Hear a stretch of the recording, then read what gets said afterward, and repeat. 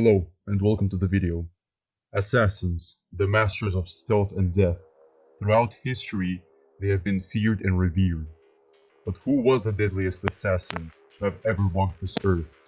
Who has the highest kill count and how do they operate today?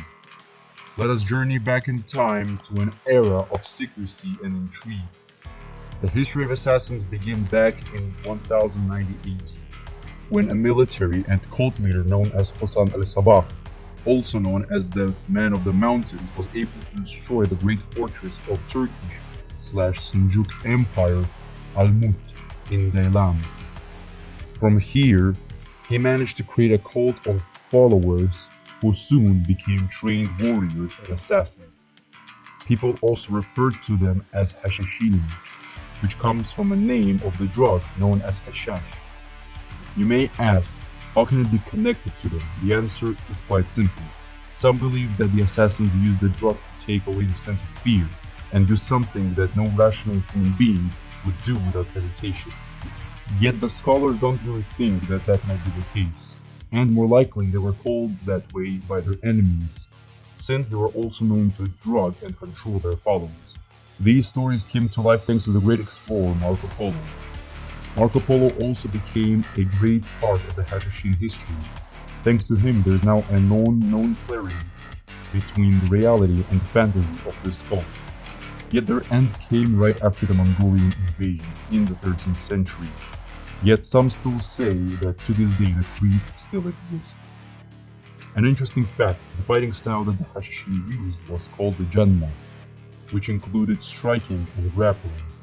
The most common weapons that the assassins used were daggers that had their tip often covered in poison.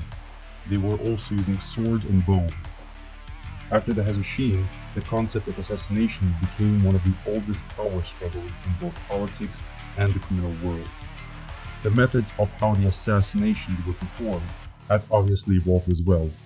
Instead of using bows, some used pistols with silencers, rifles, shotguns, knives, micropoisons, and minimal explosives. Although these equipments were often unavailable unless the assassin was really skilled with them. But there are more simple options like using a blunt object or a knife as mentioned earlier, or any other kind of edged weapon. Yet the assassin has to know where to strike with such weapon to make the kill as effective as possible. Death must be certain. There are also a couple of terminologies that the modern assassins follow. For example, if the assassin dies with the target, then the act will be called a lost. If the act is for him to escape, then the act will be called safe. Or if the act requires the assassination to be done publicly, then it will be referred to as terroristic. The assassin needs the typical trait of hidden operative in safe assassinations. He needs to be persistent, courageous, smart, resourceful, and physically fit. It is evident that he must possess exceptional competence with special equipment if it includes medicine or weaponry. It is preferable for the assassin to be a temporary resident of the area, with the exception of terrorist assassins. He should only interact verbally with one person and should have the barest minimum of touch with the rest of the team. It is imperative that the keys is safely evacuated following the act.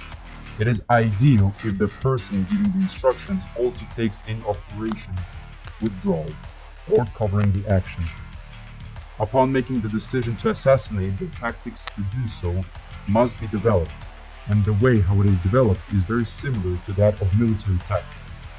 The first thing what is done is collecting data and creating an effective plan. All of it has to be done mentally, and no paper should contain the evidence of the operation. As you can see, there is a lot more history and detail to the concept of assassination that meets the eye. Thank you so much for watching. If you liked the video, don't forget to subscribe and share it with your friends. Stay strong.